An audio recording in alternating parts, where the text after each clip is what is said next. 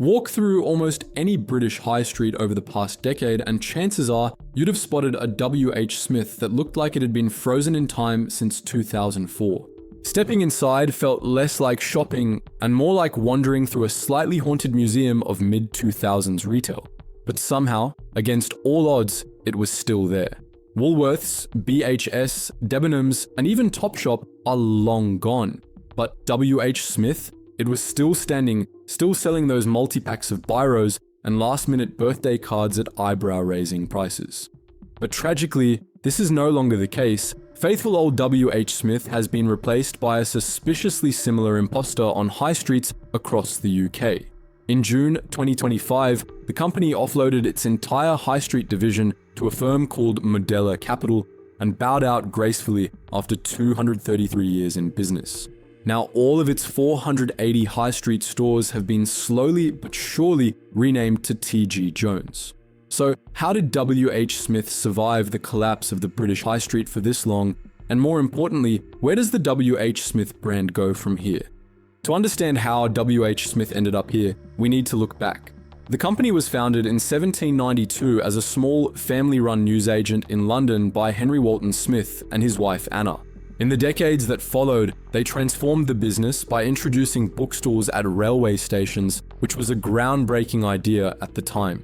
As rail travel became more popular, WHSmith recognized that passengers needed something to pass the time, so they began selling newspapers, books, and what we'd now think of as early versions of airport novels. In doing so, they essentially invented the idea of reading while traveling, setting the tone for what the business would eventually become. By the late 1800s, WHSmith had become one of the most recognizable names in Britain, with a presence in train stations that gave them exposure to thousands of people each week.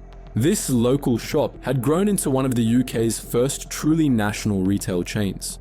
Over the following century, the company expanded rapidly, adapting to new markets and consumer habits. By the 1980s and 1990s, WHSmith had evolved well beyond books and newspapers, branching out into selling music records, electronics, video games, toys, and even operating its own publishing division. For a time, it was seen as genuinely modern and forward-thinking, a staple of British retail that knew how to stay relevant. The trouble started in the 2000s when the high street entered a long, slow decline. Amazon was taking a massive chunk out of their book sales, while supermarkets began undercutting traditional retailers by selling stationery, cards, and snacks at far lower prices. At the same time, commercial rents were climbing, foot traffic was falling, and online shopping was slowly hollowing out the core of town center retail. Like many legacy chains, WHSmith began to lose its edge with stores growing tired and neglected, with faded signage, worn carpets, and half-stocked shelves. Prices often felt out of sync with reality, and in some locations, it seemed like a business frozen in the middle of closing down. By the 2010s, this slow decline had become a talking point online. Across forums and social media, WHSmith developed a kind of cult status, but for the entirely wrong reasons. It became an oddly persistent symbol of British retail. People joked about how every store looked halfway to bankruptcy, with tills that barely worked, shelves stacked with obscure printer ink, and an atmosphere that felt weirdly stale. A quick visit for a pen could somehow turn into a surprisingly expensive detour. The brand became part of modern folklore, the shop everyone forgot about until they suddenly needed a padded envelope or a pack of blue tack and remembered it was still there. This is where things start to get interesting, because beneath all the jokes and tired storefronts, WHSmith was quietly doing something smart. They weren't trying to win the high street anymore, at least not in the traditional sense. Instead, they began shifting their focus toward travel retail. Think airports, train stations, motorway services, and even hospitals.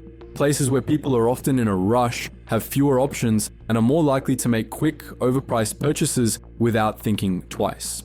The shift toward travel retail began around 2006, and over time, it completely reshaped the business. Today, WHSmith's travel division is the main driver of profit. By 2024, a good chunk of their earnings were coming from these shops. As public perception focused on how outdated the shops looked, WHSmith was quietly building a reliable revenue stream from anxious travelers passing through Gatwick and families grabbing snacks or magazines during hospital visits. So why does this travel-focused model work so well? It all comes down to behavior. In places like airports and hospitals, people aren't shopping the way they do on the high street. They're usually short on time, slightly stressed, and not exactly price sensitive. With 20 minutes before boarding or a long wait between appointments, grabbing a Sudoku book, a travel-sized toothpaste, and a shared bag of sweets suddenly feels entirely reasonable. In retail, it's known as non-discretionary captive spending, which means that customers aren't really browsing, but are reacting to the situation around them. And WHSmith has positioned itself perfectly to take advantage of that mindset. And it gets bigger. WHSmith went global. You'll now find WHSmith in airports across the US, Australia, India, and the Middle East. In 2018, they bought InMotion, a US-based airport tech retailer, which got them into the American market fast. They've also started branding differently abroad, sometimes dropping the WHSmith name altogether and using fresher, more premium-looking logos and layouts. They're smart enough to know the brand doesn't carry the same nostalgia overseas, so they adapted. Hospitals are another underrated part of the story. WHSmith has spent years embedding itself into the NHS. From Addenbrooke's in Cambridge to Manchester Royal Infirmary, you'll find those same oddly overpriced snack shelves and the same tired selection of magazines. But again, no one's going there for a bargain. They're going because it's the only shop in the building. It's convenience capitalism at its most subtle and most effective form. Meanwhile, the high street stores had become a kind of living ghost. WHSmith wasn't investing in them. Some of them were practically empty. In a few cases, entire product lines had vanished from the shelves. Over the last 5 years, over 100 WHSmith high street stores quietly closed, and that number was only going up. Little wonder then that they decided to cut loose this tired old arm of the business completely. In early 2025, WHSmith announced that their entire lineup of high street stores was to go up for sale. Modella Capital swooped in and picked them up for a cool £52 million, later slashed down to a bargain bin price of £40 million after they took a closer look at the lame old horse they were throwing their cash behind. What wasn't included in the deal was the WHSmith name. They're keeping that for their remaining travel division stores. Hence the invention of fictitious new owner T.G. Jones, whose name is now plastered across all 480 high street outlets. So, with these business body snatchers busy changing the legal name of a UK high street institution, what's next for the real WHSmith? WHSmith's next big move is international expansion with a strong focus on dominating travel retail beyond the UK. The company is investing heavily in airports across North America, Europe, the Middle East, and Asia, opening more InMotion style tech stores and experimenting with hybrid formats that combine retail with coffee chains or pharmacy offerings. These new locations look and feel nothing like the tired high street branches people grew up with. They've been redesigned with sleek lighting, curated product displays, and a more premium feel aimed squarely at busy, higher spending travelers.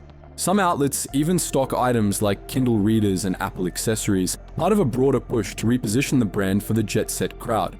WHSmith is also testing loyalty schemes and tech partnerships to keep travelers coming back, all while focusing on locations that actually deliver results, rather than spreading themselves thin across underperforming sites. Their high street dreams might be well and truly dead, but still, there's something oddly comforting about the fact that WHSmith will still be around. For many Brits, it's tied to childhood memories, buying revision guides before exams, picking out travel suites for a long car journey, or being dragged in to get a pack of pens before the school year started. It's one of those fixtures that feels ingrained in everyday life. Even if most people would admit it's never been particularly exciting. In a way, it's like that slightly useless uncle who always seemed a bit behind the times, but somehow made it all the way to retirement with a solid pension and a surprising amount of resilience. So next time you're wandering through Heathrow or waiting for your train at Euston and you spot a WHSmith tucked between a Pret and a Wetherspoons, remember, this is no longer a brand that's barely surviving. It's a business that played dead on the high street so it could thrive everywhere else. But what do you reckon? Drop your thoughts in the comments, we'd love to hear your take. And if you enjoyed the video, give us a like, hit that subscribe button, and tap the bell so you don't miss any more proper deep dives like this one. Cheers for watching, and we'll catch you next time.